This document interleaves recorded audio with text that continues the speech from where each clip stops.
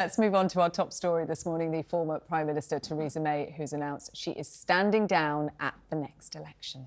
The former Prime Minister told the Maidenhead Advertiser she has taken the difficult decision to step down after 27 years representing the constituency, saying it had been an honour.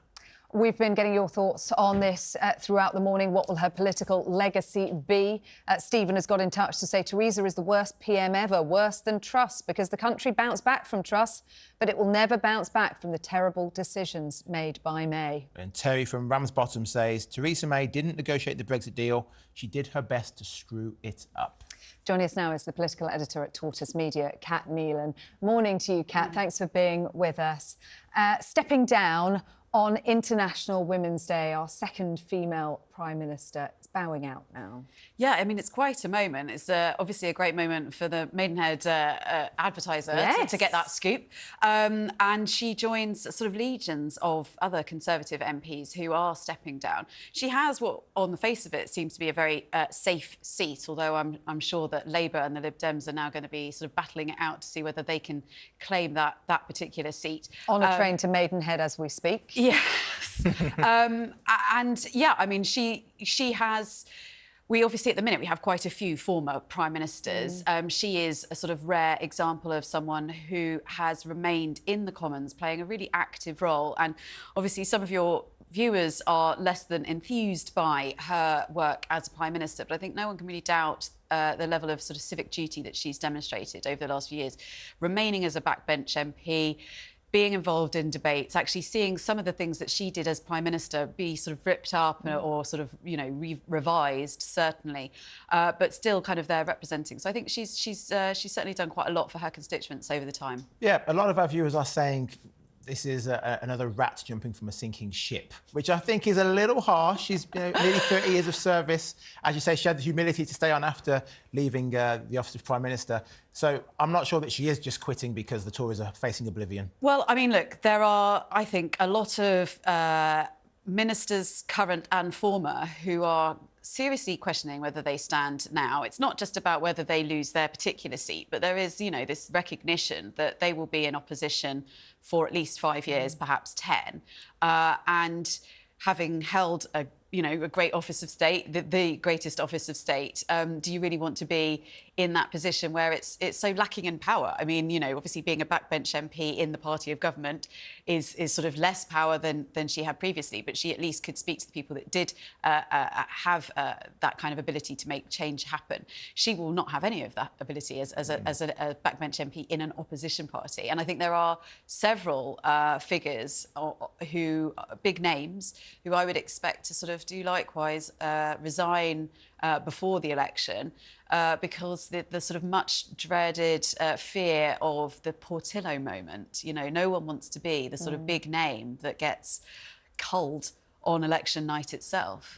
And she talks in her resignation statement, which, as you said, she gave to the Maidenhead Advertiser, her local newspaper, as an exclusive, which I think says quite a lot about her priorities around her local constituency. But she talks about wanting to focus on the work that is increasingly taking up her time, that on modern slavery and human trafficking, something she talked a lot about when she was Prime Minister, but it got drowned out, didn't it, by all the noise around Brexit? It did, but I think it is one of the legacies that she leaves behind, that and her work on diabetes. And I think, you know, the other thing that is sort of worth noting is that the sort of direction that the Conservative Party is now going down is one where some of this work may well end up being upended. You know, if you look at some of the sort of legislation that's being put through in terms of, you know, how they deal with immigration, the human trafficking side of things does seem to be going in a different direction. And she may well feel that that's not something that she is kind of comfortable with. You know, but longer term, again, you know, the Conservatives will be in opposition. There is this kind of live debate about which direction the party goes in after the next election, and she may simply decide that she's not comfortable with the thought of it going in a sort of further rightward lurch. There seems to be a split between politicians and people in political circles and then the public when it comes to Theresa May's legacy, because what we're hearing a lot of people saying is she was a terrible Home Secretary, she made it hostile for immigrants, she increased xenophobia, she then was supposed to do Brexit, was basically not doing Brexit, started the country into a series of declines. But then the political people are saying, oh, but she was great. She had integrity. She was a good leader. She was the Prime Minister we needed instead of Boris Johnson, etc., etc. How can both sides be correct Well, on I this? suppose it's sort of relative, isn't it, to sort of what came afterwards. But it will all come down to your perspective. And people will kind of remember different elements of her period in power and, as you say, as Home Secretary. I mean, I was sort of listening to the radio and kind of looking online this morning, kind of trying to sort of hear what people were making of it. And there was lots of different sort of points that people were remembering, you know, the dancing queen sort of moment, and kind of the sign falling off behind her, the coughing fit, the running through the fields magic of wheat. money tree. You know, there are lots of kind of big moments that people will kind of associate with her. But I think the handling of the Brexit negotiations, which ultimately was a failure and ultimately did lead to her having to leave, will be the thing that she is always remembered for. Jackie's tweeted, she said, what legacy did Theresa May leave? One good thing, she gave the public a super insight into our late monarch's personality with her speech after her death.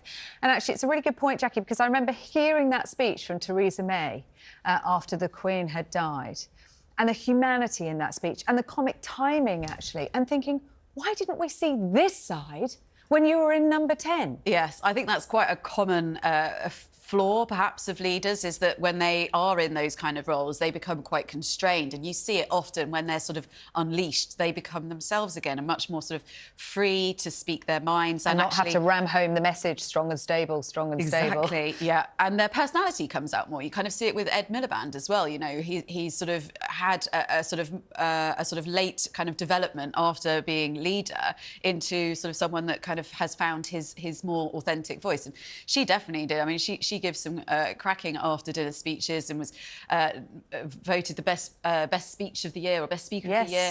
So she's sort of found her stride a bit more after Prime Minister. But you know, the context for her was difficult. Look, she was the one that called the snap election, which then ended up making it far more difficult for her than she thought. She was the sort of author of her own destiny on that. And of course, the much hated dementia tax, which was one of the main reasons why the Conservatives lost the ground that they did.